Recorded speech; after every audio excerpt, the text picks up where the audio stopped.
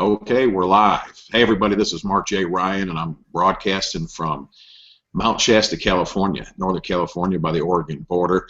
And today we've got a special interview with Dr. Kevin Hogan, and we're going to talk about persuasion in life, in all areas of life, different types of things. You're going to get a lot of great information, so make sure you stay with us on this.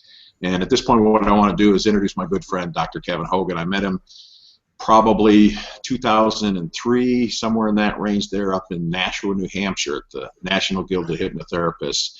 And I'd been in contact with him through email and different things, but that's when I really did meet him the first time, and had been a fan of his stuff even before then. And when I first met him, we hit it right off, became friends, and talked about doing some products right away, which we did, and have been friends ever since. And we've met at different places around the country and had dinner and been to seminars, and we get on the phone and talk, and he's helped me a lot, and hopefully I've helped him back in some ways.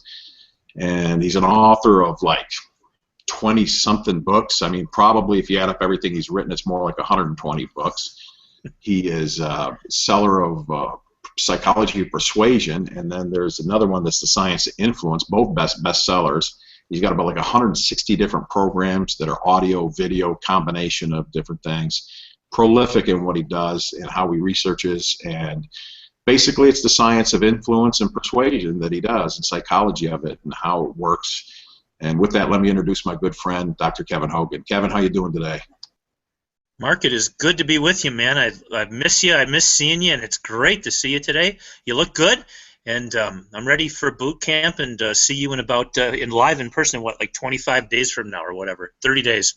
Yeah, that's going to be 25, 30 days. It's funny, we talk about how good each other looks right now. A little while ago, we were kind of giving our, noticing a little bit more gray in my hair and different things. So it's fun to have a little time beforehand where you notice the changes. And that's one of the things about persuasion is that sometimes we don't notice things, and our family doesn't notice things. And with persuasion in life in general, which when we see at boot camp in about 25 days or so, as you said, that the effect of how we think about things and what we notice and what we don't notice, and what we learn with persuasion, even with family members, we begin to notice things that we never noticed before. And I'm being a little bit vague now, but I want you to get a little bit more specific. What is this call about? When we talk about persuasion, we're talking about family, we're talking about persuasion with business, but sometimes family can be tough. People that know you, what parts of us that people know stops them from being persuaded as easy as people that maybe we don't know? Is that a good question to start off with? Are you ready for getting hit with that right away? It's totally awesome, man. I mean, that's every single person that's watching this right now. Everybody has a harder time influencing effectively the people around them. In other words, on purpose, to get what they need, what they want, and to make their family good. Because of proximity, we're all sitting like right here across from each other. So here, your wife, Kathy, doesn't go to the neighbor 3 guys down, 3 doors down, and knock on his door and go, "Hey, you big dum-dum, what are you doing over here? You're ticking me off today." Yeah. Why doesn't she do that? She could go yell at him. I encourage her to do that sometimes. I'm like, wait a minute. But this is not just Kathy. This is everybody that I've known.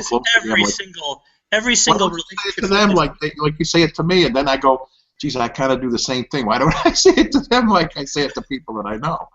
Exactly. And so that's where we start. Is we have this familiarity, and because you and I are close to each other, we just assume that we can read each other's minds completely.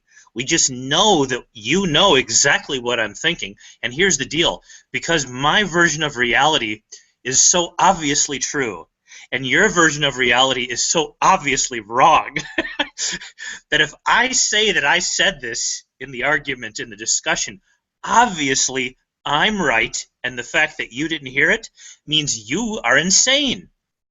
But if you and I are having a conversation with the neighbor guy down there, and he says, "Well, you didn't tell me that, Kev," and I'm like, "Oh, shoot, I should have told you. I thought I told you. I'm sorry." Well, he doesn't know that we're crazy too. He thinks that we're two relatively normal people that just mishear once in a while. But you and I know each other really well, so we get upset with each other when we're not reading each other's minds. This is a big starting point of where there's problems in the closest to tightest relationships that we have. We get the angriest with those people because we assume that we're on the exact same map all the time. But the fact is that we're really not. And part of the reason that we're not on the same map is because we stopped asking questions long time ago. And when we do ask questions, they're usually in our frustrated voice. They're not the voice that we use when we see the neighbor. I see the neighbor guy who really is kind of a jerk, and I say, "Hey man, how's it going?" I see Katie. I'm like, "Hey, how you doing?" Yeah. Right? I give him a 7. I don't even like him. So I give Katie a 4, and I really like her a lot. Exactly. Let me ask you this then. So I live up in Mount Shasta. Mount Shasta gets people from all over the world, and we get some really different types up here. But I notice sometimes there's people here that don't seem to have that filter more than normal. I mean, I've lived in a lot of different places, but here I see it more, that don't seem to have that filter, and they don't have a problem coming up and like right on the street you're walking by, and they would say to you what they'd say to anybody.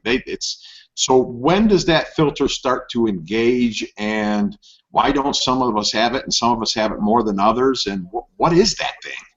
Well, what it is a comfort level. It's a comfort level with our safety in the environment. So if we communicate in a certain way, as soon as we feel, let me change the frame on this. Take Sure. those exact same people, put them in where I grew up in Chicago. So here, just imagine that you're on the south side of Chicago, or in Harlem in New York, or somewhere in downtown Detroit, or perhaps you get what I'm saying? And you take those same Mount Shasta people and you stick them in that environment, they're going to shut up.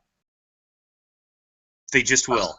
Because they're not comfortable. If they're like that, they know there's consequences that they won't get in Mount. People accept them here more because there's so many, whereas you're saying in the other cities, they may be talking to themselves, but they know socially there's still something unconsciously or consciously that's like, hey, if I do this too much, there are consequences that I'll pay in Chicago that I won't pay in Mount Shasta. Absolutely. Where you live, things are very, very comfortable, and everybody feels pretty at ease walking down the street. But take those same people and put them into, like, Whitaker in Los Angeles, down the road from you a little ways there, and all of a sudden they're going to behave differently, and they're going to express themselves differently because the context is very, very different. Gotcha. And so how can that benefit us? And if this is something that we're going to talk about at boot camp, you don't have to reveal too much. Can you give us a little bit about how that can benefit us or not, or how we can use that in our own awareness to maybe make adjustments? Yeah, you and I mean, we're both in a fairly long-term relationship here, right? Yes. Not with each other, but with like 2 women over here, right? So we can assume that both of those women know that you and I get paid to influence each other for a living. If business is good, how is business good? Business is good if we influence people to buy this book or this program, or to do some coaching with us if we think we can help them. So they want us to influence them. The listener wants us to influence them, but your wife or my wife, or in fact anybody's wife, is not quite so thrilled as being influenced by Mark or Kevin as every other single person is. They want to have the mind of their own. They want to come up with ideas on their own, whereas in a business context or in a coaching relationship, we're begging for people to give us direction. We want people to have Mark Ryan tell us what to do. But here's the thing. You've got a daughter. Your daughter is not all that interested in having you tell her what to do. Not at all. And if you think it's challenging now, just wait 10 more years. Yeah. So the deal is that everybody outside of your house wants you to influence them to some degree without being manipulated in a negative way. In other words, none of us wants to be hurt by somebody else. None of us wants to lose our freedoms, right? And that's what happens when we live inside of the same house with somebody, the same bubble. We're talking with that person, and they think that we're trying to take away a freedom of theirs. That's what's called resistance. So they're concerned that we're trying to take a freedom away from there, or they're trying to be manipulated in some way. And the funny thing about the human mind is that we're constantly looking for people trying to harm us. It's just our natural thing. And the weird thing is that here I am with you, and you and I have a good friendship, but I have a different friendship than I do with most people. My friendship with Mark Ryan is, I know if I'm talking to Mark, Mark is going to be looking out for me 100%, and I can just like be free and open. I have zero concerns. Just none. But it's different when you're in an intimate relationship with somebody. We're always a little bit worried around that person. Like maybe they're trying to, maybe they aren't doing as much as we are, or maybe there's some level of inequality that we're uncomfortable with. That's where things start stressing out. Whereas in the real world, we pay people to have unequal relationships. You just took your daughter to the doctor this last couple of weeks ago. Well, you're praying that he's unequal to you. If you would have known what was wrong with your little girl, you wouldn't have taken her to the doctor. That's right. You need your doctor to say, okay, here's the deal. She has this problem. This medicine fixes it. Give it to her for 3 weeks. She'll be fine. And you're like, whew, that's what I'm looking for. If you have that same conversation with your wife, or if I have the same conversation with my wife, she'll say, well, who are you, right? It's like, well, so the thing is, it's different contexts make for different situations. So the key to persuasion in an intimate relationship is non-influence. So you intentionally sit there and you look at the person, and instead of saying, hey, let's do this with our budget this year, instead what we do is we say, hey, give me a couple of ideas on how you would like to see our budget work this year. And that takes the power from here, this is what Kevin says, and it puts it over here and puts it into Katie's hand. Now it's her choice. If she wants to give it back to me, she can, or she can actually say, well, I think we should look at the budget. Maybe she doesn't have a clue what she wants to do with the budget. Okay? Maybe she has tons of ideas. Whatever. I've now given up the influence, and I've given her the influence weapon, the tool, the budget. And so now you tell me. And it makes it, it's a little stressful at that moment, but it takes the long-term stress off. Gotcha. Yeah, it's something funny too about and maybe you can comment on this a little bit with the context of it, is that when I did, and it was more than a doctor, we went to the emergency room, I noticed that I had not seen a doctor in a long period of time, and the last doctor I'd seen I'd not had a good experience with, and that's why I hadn't seen a doctor for a long time. Yeah. But this doctor in the emergency room, I noticed that, like with my family members and other people I know, they basically, like you said, hand over that influence to the doctor because he knows more. But what I noticed was with this doctor, I was more myself, and I was asking him questions, and I was questioning what he was saying, and I'm saying, well, what if this happens, or what if that happens? And we went back and forth a lot of times, and I had a tendency in the past to just give that over, and I had results that I didn't like. That now put me in a different context with that doctor. He actually called me when we got home later and just said, he goes, I really like you. I really like talking to you. He goes, you were really cool people. I mean, he said cool people. And he was telling me about going to see his family for Christmas and things like that. So I was like, wow, that was unique. And I said, I think he got a sense that we weren't just zombies walking in there, that we cared and we wanted to interact with him as a human being.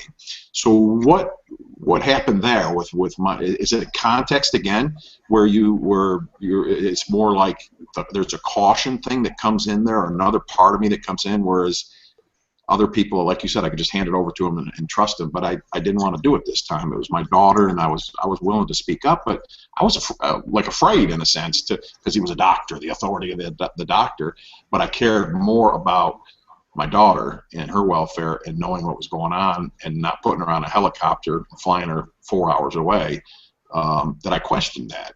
So what happens with people there with context? Yeah, we have a picture. Everybody has a picture of what a doctor is in their mind. And the ideal picture is somebody with superior knowledge who is going to have the right answer all the time with our kid. That's what we're hoping that we have. When we meet the doctor, we want to have that guy be absolutely certain he's totally comfortable with us, but he's totally in charge. And whenever our picture, our frame of him doesn't match what he gives us, and by the way, we can be right or wrong. The reality is that people are just people. Humans are humans.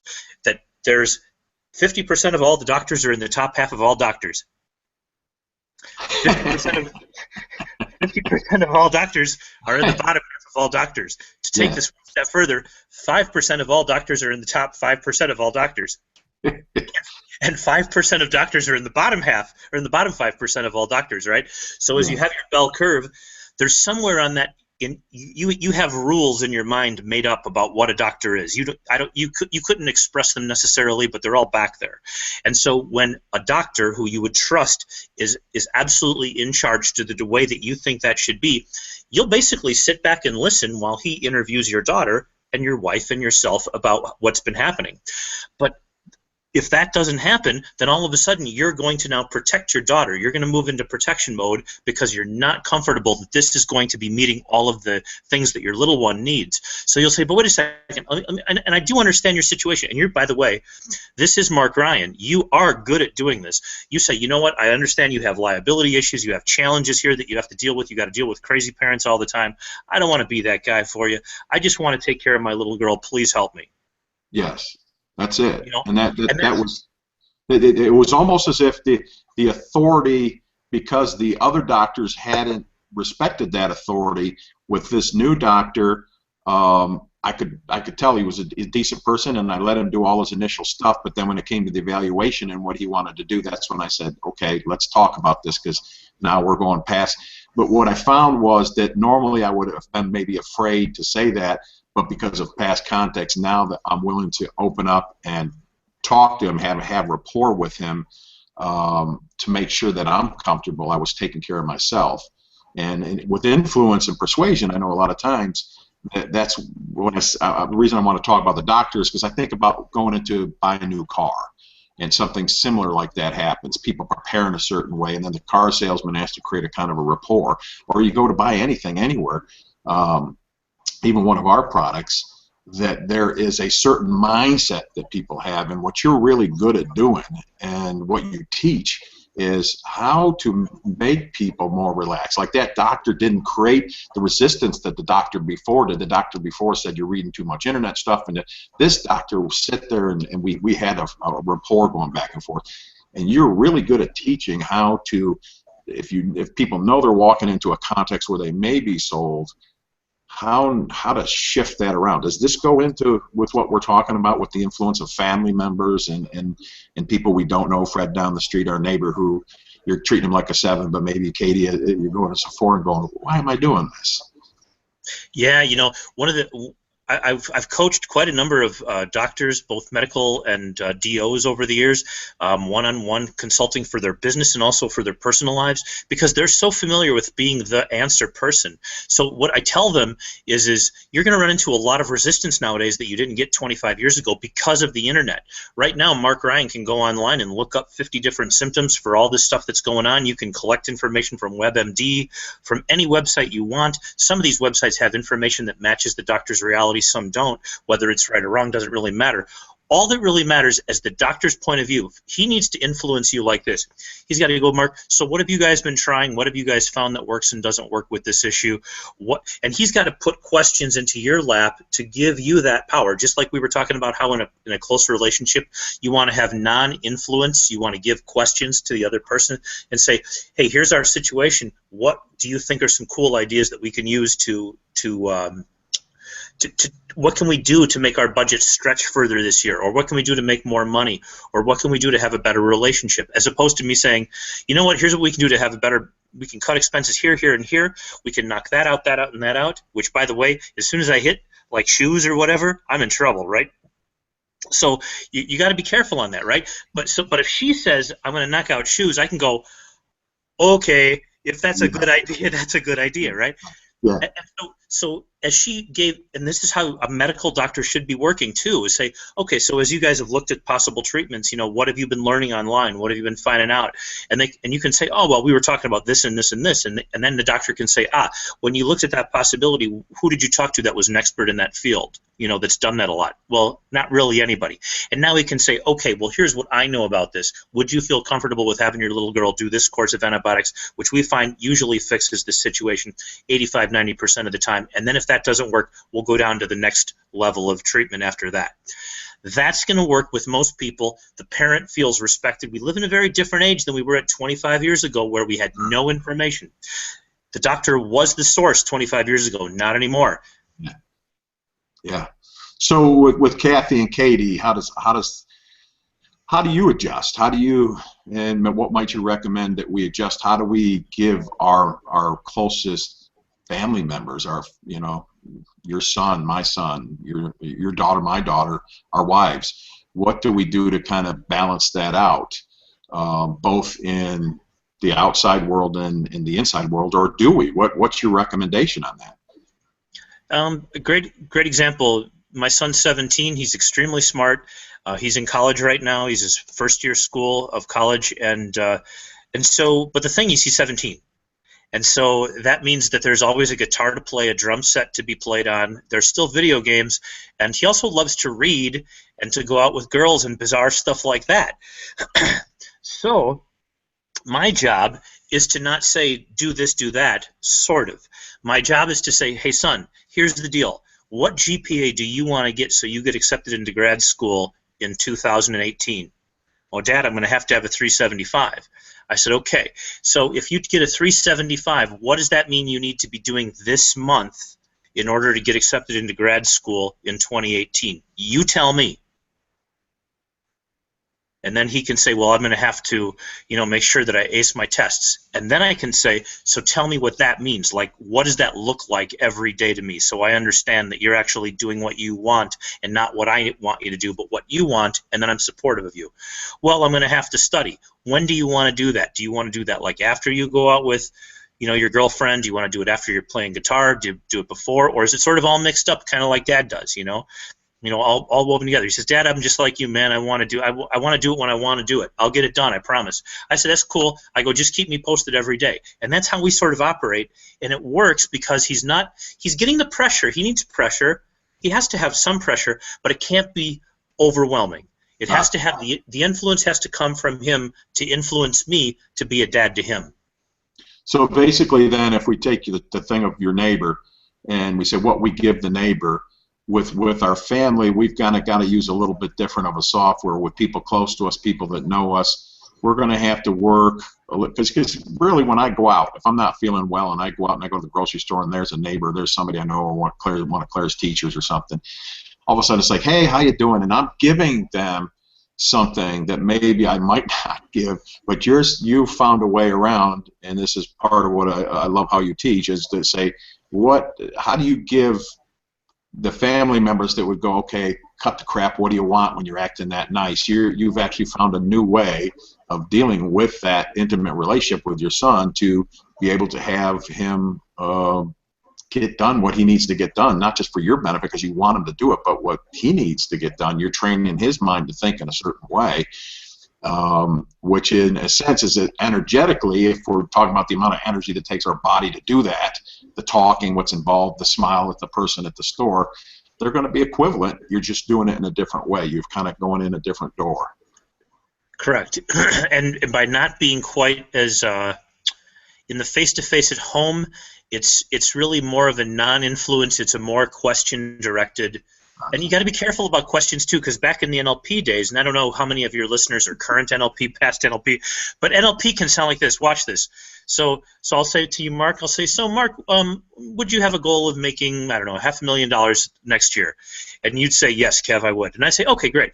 What specifically are you going to do to go do that? Nice rapport.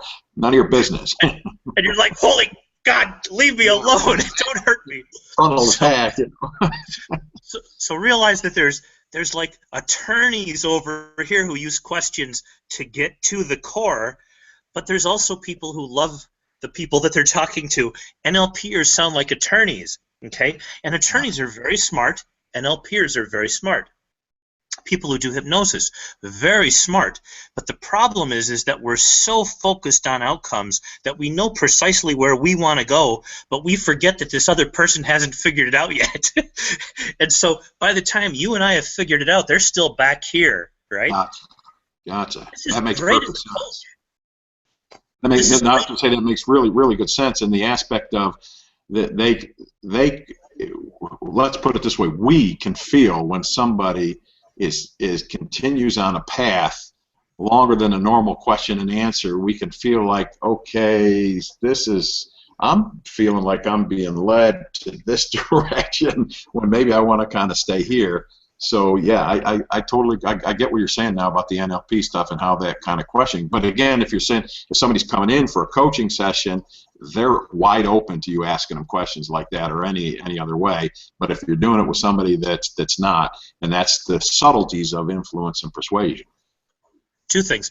On this planet, there are only perhaps 10 people that don't want to be coached by Mark Ryan. Those people are your wife, your kid, your in-laws, couple neighbors, a few of the neighbors, yes, in-laws for sure, and your brothers and sisters, through which you have no credibility whatsoever. With people like me, when you sit there, when we're sitting there in Las Vegas and we're sitting at a table and you're going, Kev, I really think you ought to think about this and this and this and this. And I'm like, damn, that's a really good idea. I got to do that. And then all of a sudden I make $100,000. That's because I listened to Mark Ryan. By the way, number 2, Influence Bootcamp this year. This is the kind of stuff that we talk about at Influence Bootcamp. And I just got to give this URL real fast. Is for the person who's listening so they can start to do both things at the same time. If you use my name, kevinhogan.com/2015. That's kevinhogan.com/2015. That's the year 2015. So kevinhogan.com/2015. That's where you can learn about what Mark is going to be doing at Influence Bootcamp with you and how you're going to connect with him and all that kind of stuff.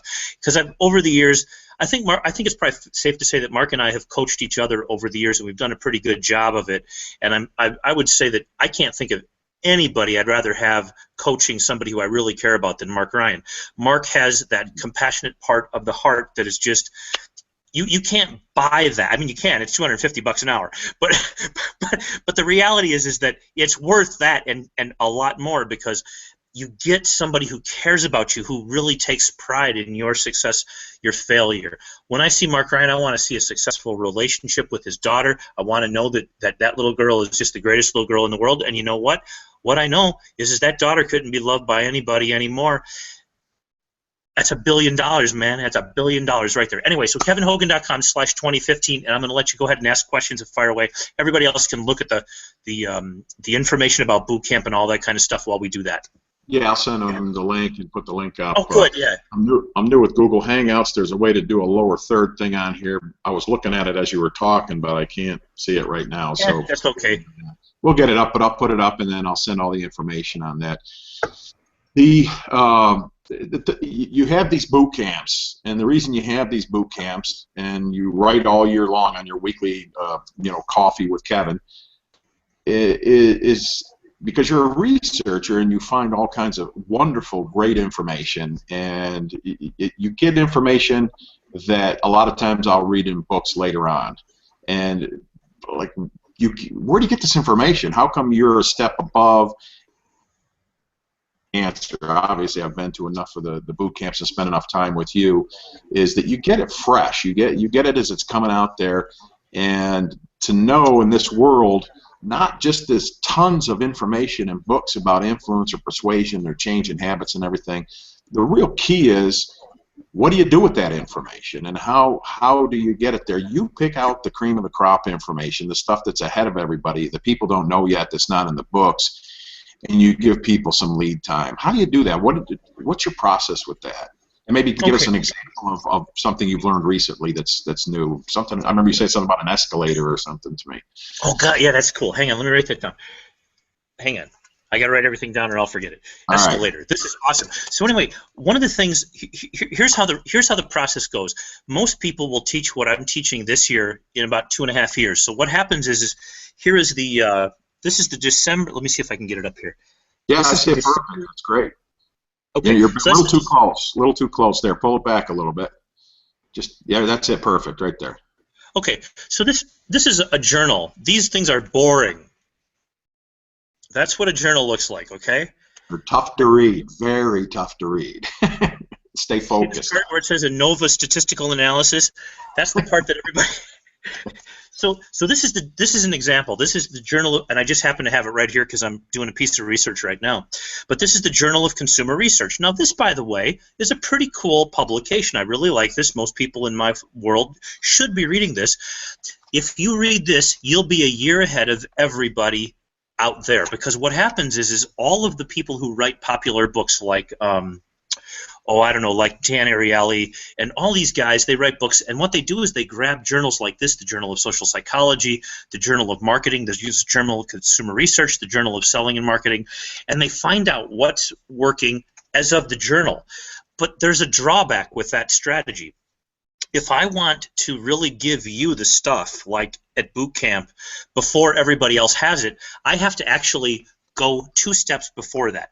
In here are 20 papers, 20 research papers that were done all across the world. Okay, these papers were all published online or at their schools about 9 months ago. They just made it to the journal now. Okay, they were unofficially published 9 months ago.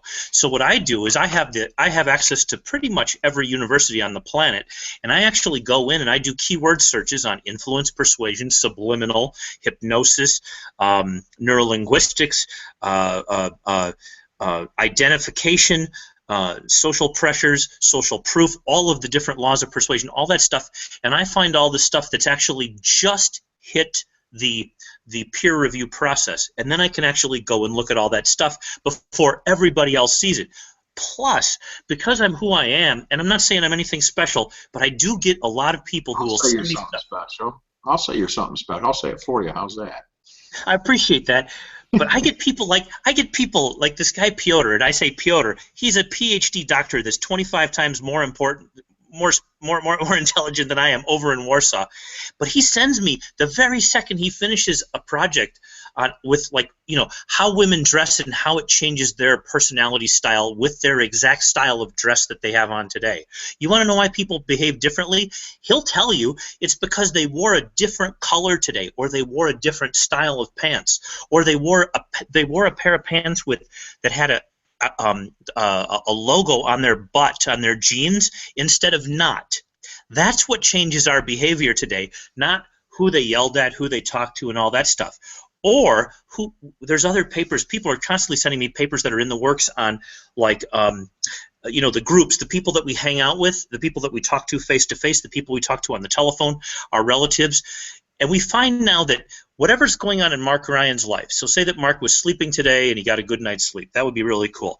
The probability of me getting a good night's sleep, by the way, just increased because I talked to you today. You didn't say anything about how good of a night's sleep you had. Let's just say that you were stressed out taking care of your little girl last night. Now let's just say that you hadn't talked about that. The probability now that I'm going to have a challenge with my daughter today has just increased, because you had a problem with your daughter. You're in my social sphere of influence. You didn't tell me anything about it. Now, here's what's really spooky scary. You talked to your buddy John over there, John Overdurf, and John told you a secret today. John said, is John still married to Julie, by the way? No, they've been divorced for about 8 years. He's with Kirsten, and Kirsten is just one of the most amazing women you'll ever meet. I mean, just a beautiful soul.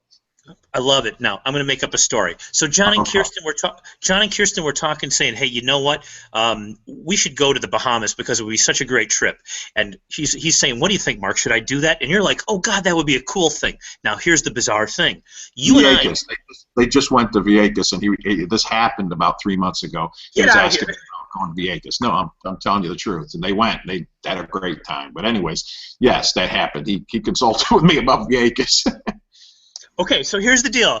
Now, the problem – this is really weird, but sort of not, because 2 levels into the social network. I've never met John. I didn't know he was not married to Julie anymore, another very nice person, and I had no idea. I don't keep up with all these people, but I keep up with you. And so I have no idea, however, that John – honest to God, folks, this is like we didn't rig this. We should have, though, because it's a great idea, but we didn't. But the deal is that John's sitting here talking to Mark 3 months ago going to the Bahamas. I have no clue in the world that this is going on. But my probability of talking about the Bahamas is increased because they had a conversation. This goes too deep. The weight that's on our body is is predicted based upon the people that are too deep into the social circles around us. So it's just not the people that we talk to. It's not just those people. And it's not saying, oh, you'll do really good, Mark. You'll lose 20 pounds. You'll gain 20 pounds. That's not the deal. It's what they're actually physically doing and how that information is communicated to you. And then you talking to me and all the nuances of your voice, all that stuff goes into my brain. I don't even know what the heck happened. And all of a sudden, I'm talking about the Bahamas when there's no logical way I should be able to know it, except for the fact that I'm influenced by your second degree of your social circle. So you're saying that's the basically, kind of stuff. if I'm getting this right, you're basically saying that the unconscious mind is processing information in a way that it comes out in inflections of the way I turn my head, the way I nod my head, the way I blink my eyes, the way I talk. There's other information that we consciously are not aware of, maybe if we're trained a little bit in it, but basically most of us are not consciously aware of. So, but there's an unconscious information that's being processed that you're picking up that goes 2 levels deep from people that I know. Is that correct? That's as wild as it sounds. This is there's tons of research on this now, but the most important research out there is this Dr. Chardikas out of Harvard. And holy smokes, man, you have no idea. And this is the kind of stuff that we talk about at boot camp and how to actually start to identify this stuff, how to utilize this in a very positive way to change people, to get them to experience new changes in their life. And also how to control your own sphere around you, because you're influenced by two degrees of separation. And here's the amazing thing. Remember how they used to call it 6 degrees of separation between you and the president, you and Angelina Jolie, you and whoever? It's not. Who was the guy? 6 degrees of separation for, it was Kevin Bacon is what everybody used to talk about. You're 6 degrees from Kevin Bacon, or the actor is Kevin Bacon. Yeah, except for it's 4. It's gotten closer. We've got way closer. Right now we have access to everybody. Wow. We're 4 away, which means we're more influenced by other people now than we've ever been in our life. So you want to make sure that you're being influenced the way you want to be influenced, but it's also easier to influence people in very powerful ways. If you're thinking and you know what you're doing, you can make bigger differences faster, bigger changes with people quicker than ever before. So that's how I get stuff a little earlier than the rest of the world. That really excites me because knowing that, coming to boot camp, that number one, I'm going to be around 75 people, plus some of the greatest speakers in the world are going to be there, that I'm now being influenced by them and they're too deep. So there's something that's going on at that level of what I'm picking up when I go there, and I want to hear more about this, because then when I take it personal, and the other people listening and watching to this take it personal, you start to say, how does that influence when you go to see, some people go to see you in the Platinum Group, which I've been there with, helping you out with before in Las Vegas 4 times a year, that you make sure that you keep in touch with people that have a positive influence upon you. It goes back to the Napoleon Hill, or whoever said your 5 closest friends are going to be the average of your income or your wealth. It's along those lines. But you're saying it's even more important than that now. It's not just the wealth, but there's a lot of other things involved. It's the wealth, it's your health, it's your family, the quality of your family's relationship. It's whether you're going to get divorced, whether you're going to get married, whether you're going to have children that are happy or unhappy. That's how profound influences are. And that's why persuasion in life is so important. People are thinking that, yes, selling is very important. It's very important that people are selling effectively and good stuff. It's very important that people market effectively and market great products, of course. But it's also really important that we utilize this knowledge that we have, because we're more easily swayed now than we've ever been in our life. It's like having, it's sort of like, instead of climate change, it's more like social climate change. Whereas the old days, we were... A great way of putting it. I like that. Social climate change. That could be a good book. That's a good title. So we'll do that. Let me write that one down too. Write that down. So while I'm here on the piece of paper, the escalator effect, right? Yes, please. There's nobody that knows about this. This isn't out there. Watch this. If you have, let's just say you've been to a shopping mall where there's like 3 levels of the shopping mall, right? Like level 1, level 2, level 3. It could be scary, the 3rd level on an escalator. Yeah, I'm following you now. So here's what happens. There's a fundraiser at the Mall of America happening. That's here in Minneapolis where I live. And at the mall, they have a fundraiser at the bottom of the escalator, and they have a fundraising booth at the top of the escalator. It's the exact same charity, and they're raising money, and they're catching every single person as they come off the escalator or as they come off the escalator going up. Okay. The fundraising booth at the top of the escalator is getting 120% more donations than the one at the bottom of at the bottom level. So everybody starting on level 2, if you're going down, your chances of donating are 1/3 of those that if you're going up. Now just think about that for a second. You got a booth at the top escalator, you got a booth at the bottom escalator, Janie's up there, Jill is down here, and you think that Janie has done this amazing job. Jill, why can't you be more like Janie? Look what Janie is doing. She has gotten all this money, and you have only gotten 40% raised. And look at how good she did. Tomorrow they switch it. Huh? But there's nothing to do with it. It has, I kind of see where you're going. It has nothing to do with her, the poor girl. But she's taking the meaning that it has something to do with her, right?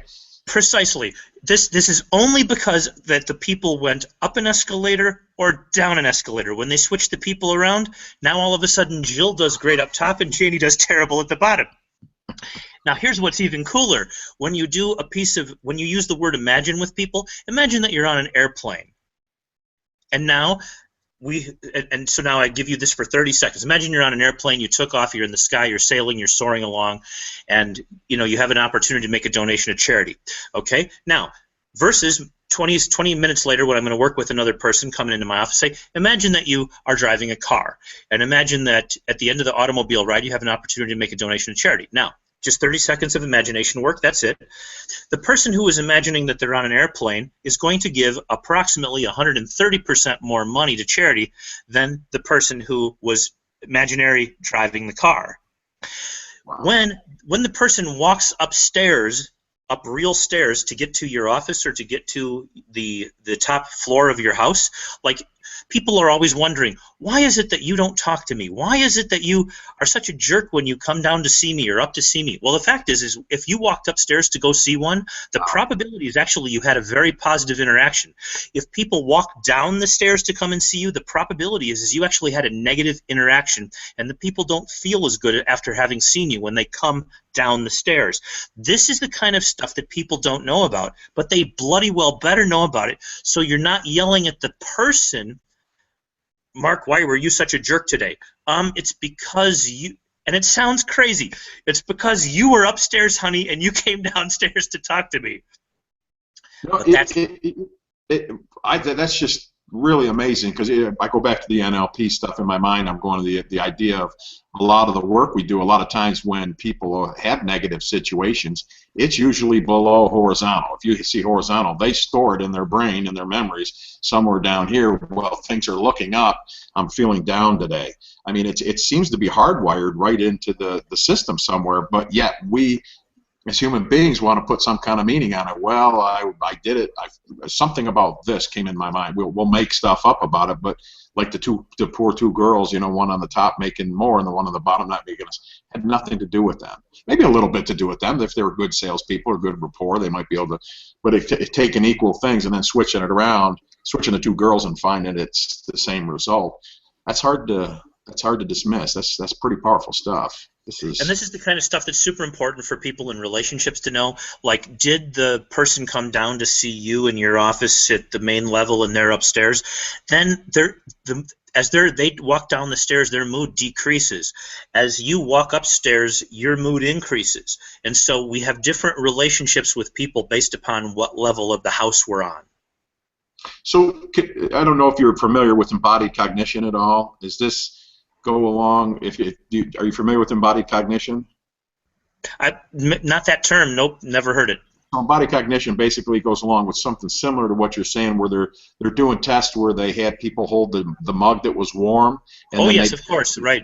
That's embodied cognition, that it's in there that they'd have warmer feelings about the people when they would look at pictures, but if they were holding something cold, they wouldn't have as. And it's like what you're saying is just the basic up and down is so deeply rooted into who we are as human beings that that if we can bring it back to just the fact that to look at that at a level, one bit back, a little bit dissociated, that just knowing that can help us change how we deal with people when we interact with them. Can you imagine how valuable it would be, first of all, if you looked at the experiences that you had with the people around you as context dependent first, and then content second?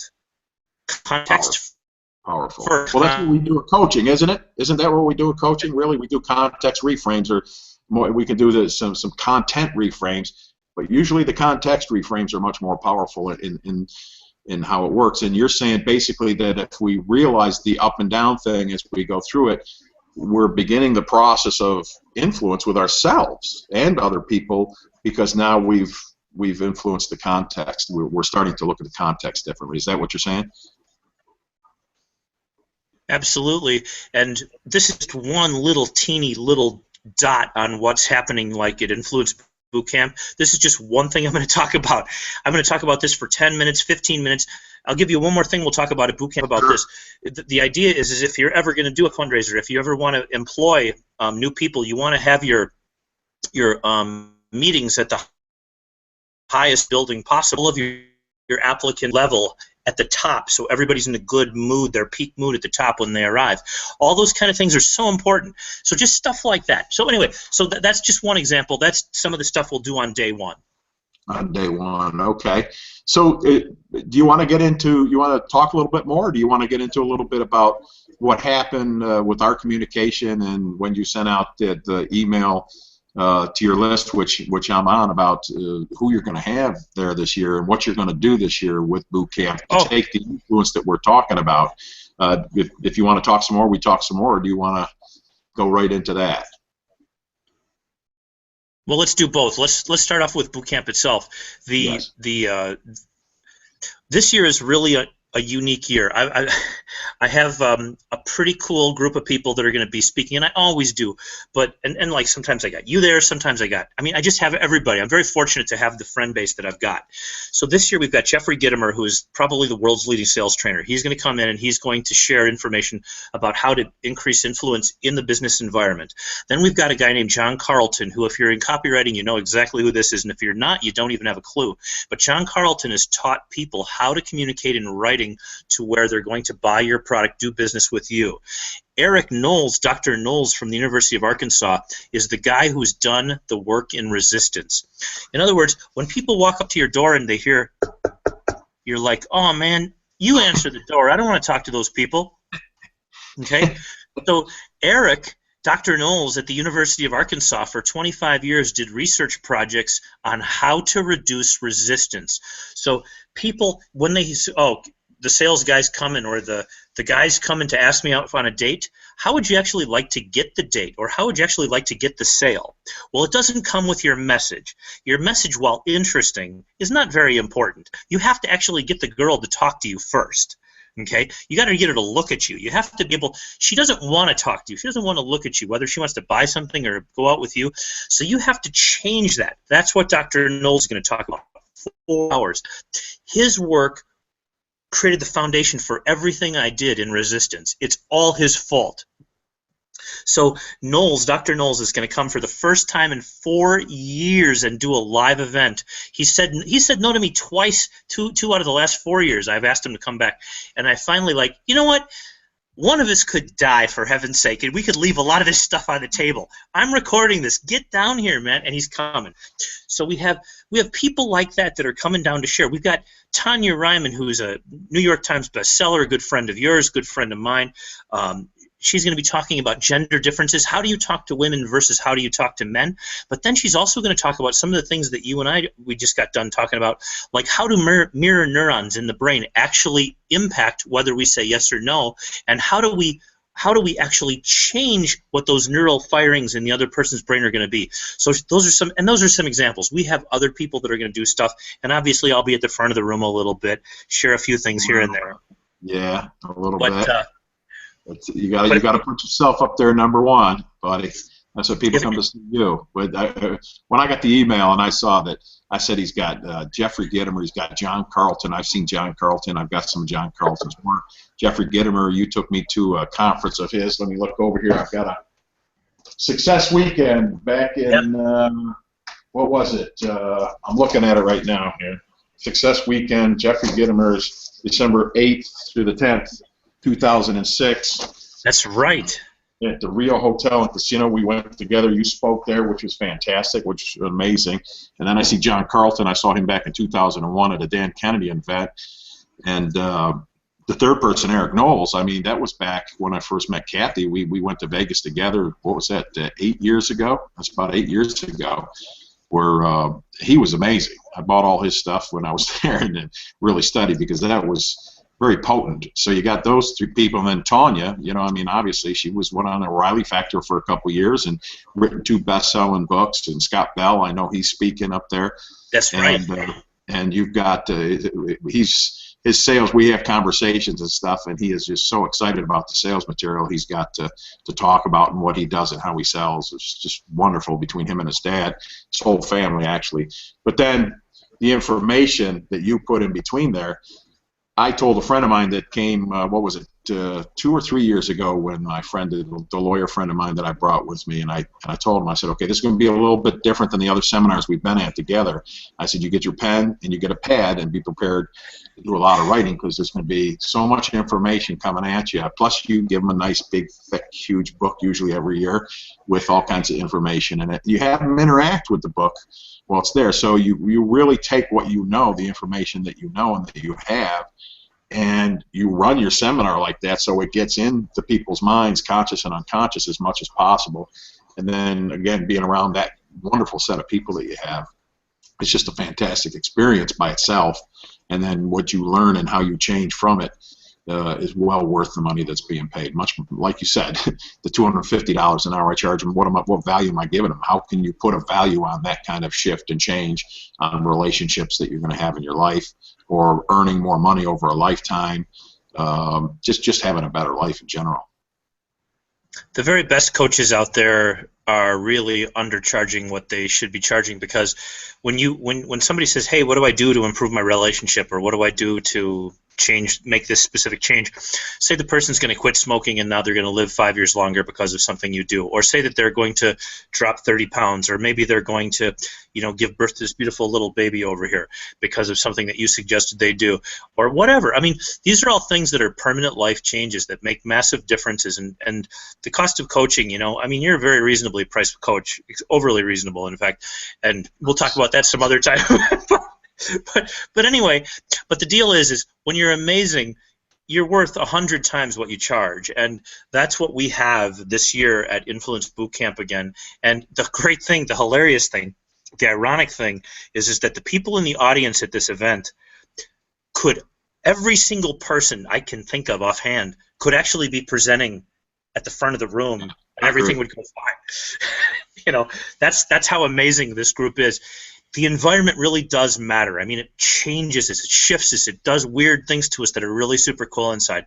And people really want to take a peek at that page that you sent the link on.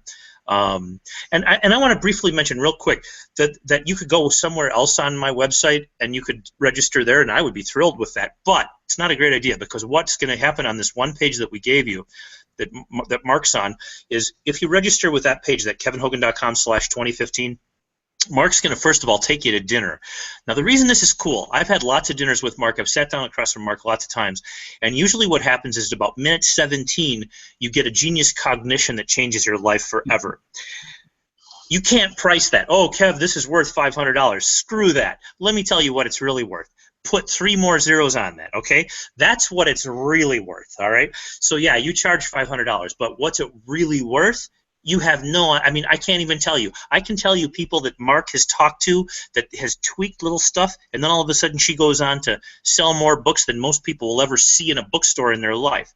It doesn't take, when you have genius in front of you across the table from dinner, and you got to spend all of $2,500 to get into the event, to go see that, to go have lunch with Mark and all that kind of stuff, this is a rare opportunity. Don't blow it. Another thing that Mark is going to do for you is Mark has a collection of DVDs that everybody needs something. And if you go to his site and you look and you go, oh, you know what, I want those 2 DVDs, Mark is going to give you those 2 DVDs. Just write them down when you're having dinner with him. Just give them to him so he can go, okay, we'll ship them to you when we get back. But that's not it either. Is that because boot camp is not an inexpensive, believe me, getting Jeffrey Gitomer and John Carlton and Eric Knowles and Tanya Ryman is no cheap experience. So boot camp is $3,000, but it's less if you go with Mark. If Mark comes over, Mark has a coupon code. Oh no, it's not a code actually this year. What we're doing with Mark, I think, is we just set up that separate 2015 page and sort of made it a separate secret page from the world. So you go there and you can get it. I think it's less than $2,500. You're getting about, I don't know, $500 or $600 off. I don't know precisely, but it's pretty pleasing, and it makes it extremely affordable. It's in payments, so that's a good thing too. There is no, in fact, you can't even pay for it all in one shot. By the way, what's the guarantee? It's never happened in, 12 years? But if for some weird reason you came and for some bizarre strangeness something went wrong and you thought, oh my gosh, you know what? I could have watched Hogan's Heroes and gotten a better deal doing this. Come up to me on the break. I will give you all of your money. Don't worry about it. This is a guaranteed event. You will like it, or you come up, you give me your stuff back, I'll send you on your way with your money. You're 100% secure. Everything is fine. It's going to be fun. It's going to be long days. We can't take short days. We got a lot of amazing content that we've organized and put together for our audience, for the people that are there. And we have people that really want solutions, and it's not going to be like, ooh, it's 9 to 4 and we're out of here and we're going to go play. We'll play late at night, but the fact is we got a lot to cover. So how about we do one more question, one more thing that we'll give everybody, and then we'll give them a chance to go to the website. What's one more question we got there? Anything? If I could, I'd just like to fill in something real quick.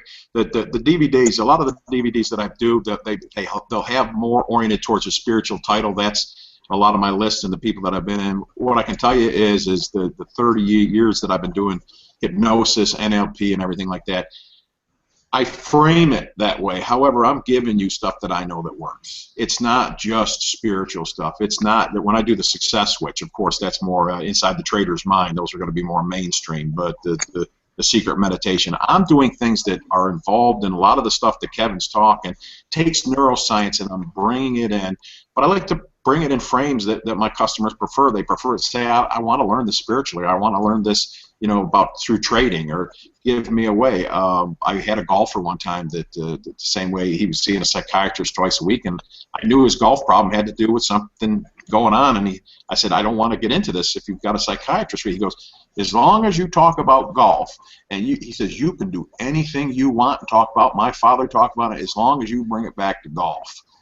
And that's when I learned it. It's like I want to give information to people the way they want. And that's the other thing I'm doing for you is sometime after the event, you're going to get a 2-hour coaching call with me to see where you're at. I don't want just the dinner to be, we'll have fun at dinner. We'll do a little coaching. I'll find out where you're at. And then after the event's over with, somewhere down the road, you give me a call and let's talk. And I'm going to give you a 2-hour coaching session, which at $250 an hour, it's approximately $500. Oh, wow, cool. So, yeah. Thank you. Awesome. Nice. So you're going to do some things to prep their mind beforehand. What do you do beforehand? What do you do after boot camp? So it's not just boot camp, is it? There's other things that are going on. Yeah. Nobody else does this. The very first thing that we do is we show people exactly what's going to happen that's different during this event and why, because I want people to be able to replicate this in their own world when they go home. I want people to be able to utilize the tools of how I set up a stage and how I organize it. It's not just spatial anchoring like we learned in NLP. I tested all this stuff out. Some of it turned out to be right, but some of it was wrong. And so what we did is we fixed everything to where it creates optimization, to where you get the best response from the people in your audience. That's number one. Number two is we do the event. That, of course, is normal. Everybody does their event, whatever it is. Hopefully ours is the best event they'll ever see. I think that's probably true. The third thing is once they get home, everybody has this information overload, and it really is. I mean, it's like you go home and you got like 31 hours of content in your brain, and you're like, oh my gosh, what do I do first? Well, the way that we solve this is over the next 6 months, we have a series of 1 call per month. Sometimes they're an hour, sometimes an hour and a half, but it's just rock solid debrief plus new content, which isn't available on the market right now. I mean, and I'm talking about my market, not the book market. I'm not even talking about this market. I'm talking about, like, I haven't read it yet. And so I'll continue to do research on the things that I teach at boot camp. And then as I find that, then I do these calls every single month for you, for the listener, so that they know what to do with that information and what the most cutting edge stuff is. And here's why that matters. It's really easy. People always say, hey, Kev, I'm an internet marketer, and what's the best color headline? Is it still red? And the answer is sometimes yes. But here's the thing. Imagine that we were advertising writers, and imagine that our goal was to sell our product, and we all used the exact same headline. So the headline was, no one could believe I learned how to play the piano until, and everybody used that headline in the whole world for whatever their product was. Well, eventually people would quit buying because the headline becomes boring. That's what happens with sales tactics. That's why sales tactics that worked in 1980 do not work today. You cannot say, hey, Mark, would you like to buy this car? It would sure look lovely in the driveway, wouldn't it? Oh, nummy, that feels good, don't it? So, no, it's horrible. And so all of these tactics, and these are all by guys who I respected and appreciated at the time, but what they taught then just doesn't work in 2015 because people hear things 5,000 times. It's sort of like, when the guy goes up to the girl and says, hey, did it hurt when you fell from heaven? Da-da, it's a rim shot, right? Right? In sales, it was beauty for a while. I got so tight. The beauty of this whole process, the beauty of you buying this, and it's just like, people started going like, why do they keep using that word so much? It's just a short version of what you're saying, and it's always staying ahead of the curve so you don't fall into the ones that are years behind and where the mind now has more, what Eric Knowles talks, is it resistance or reactance? What is the word that he uses on that one? Well, there's two words. Reactance is the stuff that says that I don't want that guy over there to come and manipulate me and to try to take my freedom away from me, to take my freedoms of choice away from me. So just stay away, don't even come and talk to me. Resistance is different. Resistance is where I say, hey, Mark, here's what I want you to do. I want you to try to take vitamin D because vitamin D seems to really be important for longevity. And all of a sudden you have resistance. You're like, you know what, Kev, I take a multiple vitamin every single day. And I'll say, you know what? Why do you do that? And you'll say, well, because I want to be healthy. And I'll say, if you found, and believe me, I totally understand that taking mega doses of some vitamins can run somewhere between stupid and insane. But what if I told you that there's a couple of vitamins that you could take that if you actually took mega doses, you would actually be improving your longevity? It's not a lot, but if I could give you one, and if I could show you a study that showed that people who actually did that they actually live longer, and this encompasses people from all over the world, all different cultures, would that be something you'd want to know about? I definitely would want to know about that, yes. That would be vitamin D. And here's the study. D3 with K2. And then it would happen. I got nothing to say about nothing else, man. It's just this one thing. But that's one of the ways that you lower resistance to a message is by asking the person why they do what they currently do. If I could show you this, would you be willing to look at the possibility? Could I show, not because I say so, but because something that you respect or someone that you respect says so. And then direct you to your expert, to the person who you like. And that's just a classic way that Dr. Knowles has taught me to get people to reduce resistance. And resistance is to the message. It's, oh, Mark, you should really go to church with me on Sunday. Hey, Kev, really appreciate the offer, don't want to go. Okay? But Mark, why do you do spiritual stuff? Well, I do spiritual stuff because it helps people have a softer approach to life. Okay, and if I could show you a church that would have a softer approach to life that would make your life better, would you at least be willing to look at it one time? Well, we got a deal that every time I get together with you, you'll give me one thing in that realm to look at. So, yes, I know, one time. Once. That's it. Once. That's it. Okay? And so that's the deal. So the resistance just to the message, reactance is to the person. That's powerful. That's good. And we're going to learn more about that at boot camp, right? Dr. Knowles is going to nail it from beginning to end. Eight years ago when we saw that it was just, I was just so impressed, and to take that information and now to know that it's refined and he's got new stuff, I can't wait. It's going to be really fun. I've seen the presentation now that he's going to do. I've seen the slides, and I don't use PowerPoint. He does. He's great at it. I suck at it. And I'm telling you, man, you don't need to hear me talk the rest of the day. You can just go home when he's done, because you'll have $100,000 worth of stuff on your plate just from Dr. Knowles, period. Just him.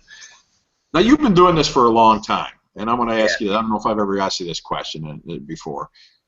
Why do you keep doing this? What drives you? Because you've got to drive with this stuff. And what's your personal drive and what's your professional drive? What is it about this that makes you continue to do this and want to do it and do it so excitedly and with all your heart and soul? There's a bunch of stuff. I mean, the first part of it is that, well, let's start with the hardest, the deepest stuff is the ego. We all want to be the best at something, right? We all want to be great at something. And I think that, you know, when I look out there, I look at other people and I think, gosh, you know what? I think I might be the best in this field. But as soon as I wonder that, I'm like, I think, but I'm not really sure. So I'm going to have to get out there and go deeper than this, you know, because you can subscribe to this, right? Yeah. So I have to go deeper than that, because 10 other guys out there will subscribe to this too, and they'll read it and they'll come out with the information in 18 months, you know. So I'll go deeper, and so that's part of it is just my ego. I just want to be the best at some field for the world and for myself and for my family. But then it's more than that, though, because influence is really important. I mean, when I looked at, you know, my sister, when my sister weighed 500 pounds, 500 pounds, and I started think about it for a second. That's you plus. I remember you talking to me about it, and the emotions and everything that were there. So it was powerful. So you know, and sometimes you got to come up with a strategy that's going to cause that person to lose weight, or else they're going to die. And there's a lot of stuff like that in life. Like if your dad's an alcoholic, if your mom's an alcoholic, if somebody you love is on drugs, if people are doing stuff that's really stupid in life, and you can sit there and be a brother or a son or whatever, but you can yell, but that doesn't do anything. You got to be able to figure out and find the right buttons to push. Well, those buttons are really important, and when you know what the buttons are for the people that you love and the people that love you and care about you, you can make the world seriously a better place. Influence turns the world. Influence is love. It can also be hate, by the way, but influence really is love, because I want Mark Ryan to have an awesome life. I want the people that Mark Ryan coaches to have an awesome life. I want Kathy to have a wonderful life. I want little one to have a wonderful life. And I want all your friends and family to really look at you and respect you, appreciate you, and the people that you hang out with too. And the more of that goes around, the better we feel. Life is hard. Influence makes it easier for all of us. It makes it better. We get to actually live a life that matters, to do something. Whereas without influence, we can go on and we can be little ants running around in our life and do the 3 things we did today. But if we can influence somebody to make their life to do one thing that's going to make it better, and one thing that they can learn to implement, just like the escalator idea. Just have people go upstairs and have a conversation next time it's important, okay? Just go up the frickin' stairs, all right? That's all I'm saying. Yeah. I'm happy. Then I did my job today. Sure, come into boot camp. I can probably multiply that by 1,000 for you. But I'll be pleased if you just go upstairs tonight and think, hey, Kev said go upstairs before we're going to have our argument. So let's just go upstairs before we have our argument, okay, with the wife or the kids. Stuff like that. So I just want the world to be serious. I know it sounds wild, but I really do. You know me. I just like things to be better for everybody. You know, I care about people, and I want to see their worlds better.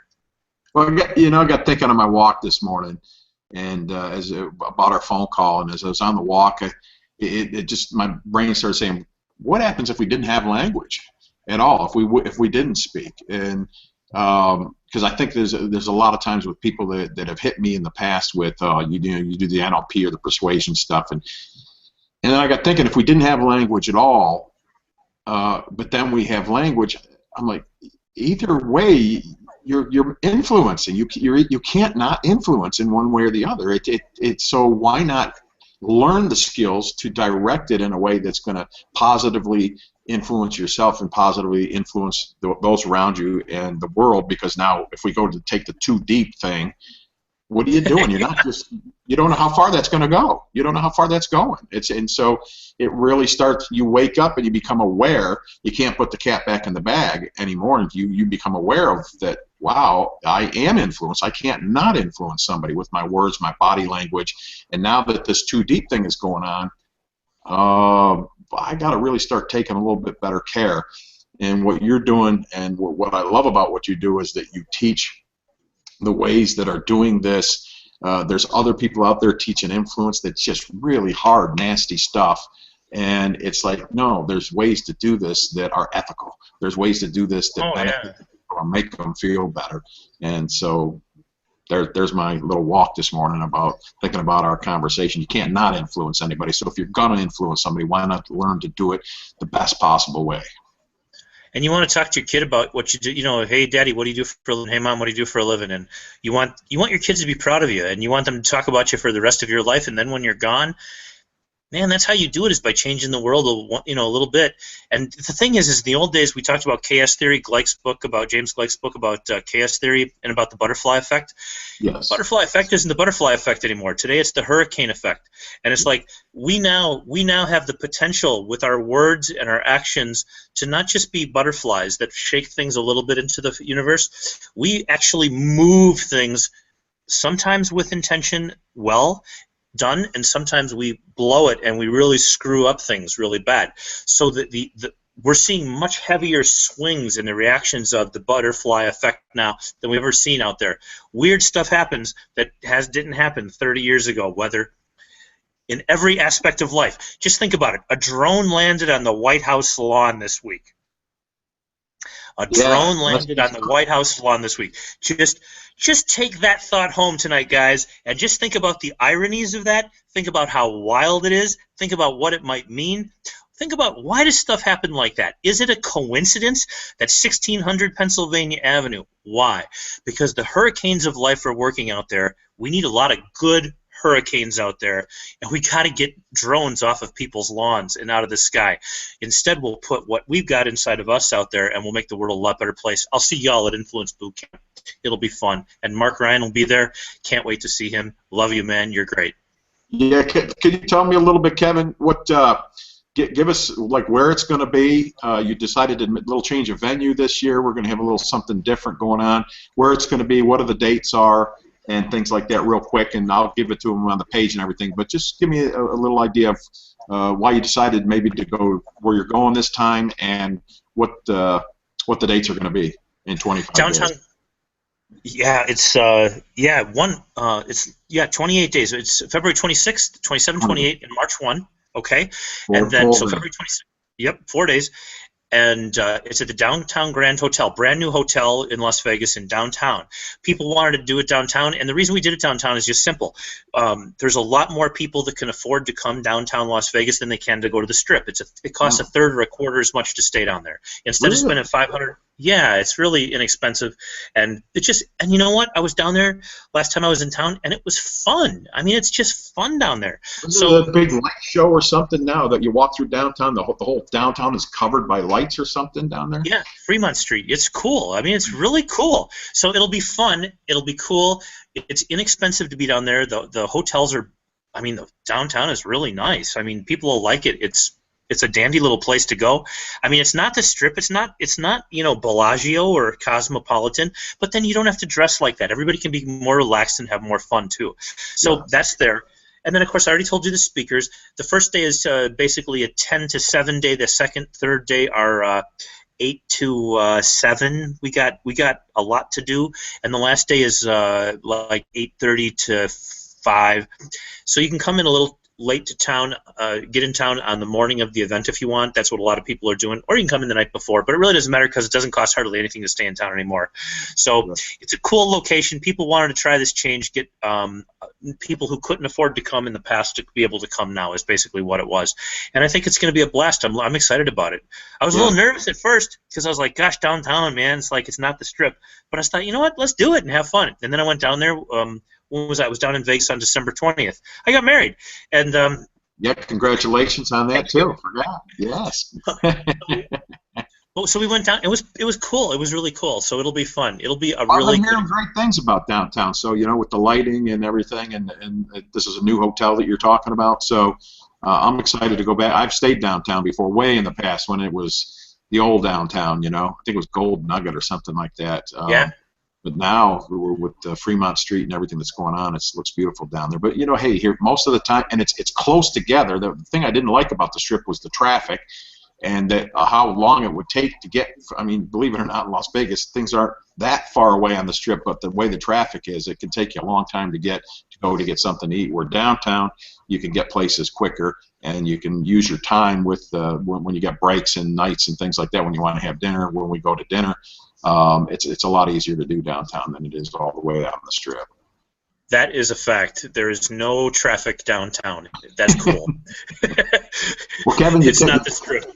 I want to thank you, and I've kept you longer than we had agreed upon, so I appreciate it. And you gave a lot more information than I was expecting on the phone call. Hope everybody out there is satisfied with the amount of information. Take it and use it, and know that that's just a fraction of what you're going to get at the Influence Boot Camp in Las Vegas. Come and see us, hang out with us, get the influence of the Too Deep, and introduce yourself to Kevin, and if you know me, just come up and say hi, and we'll take it from there.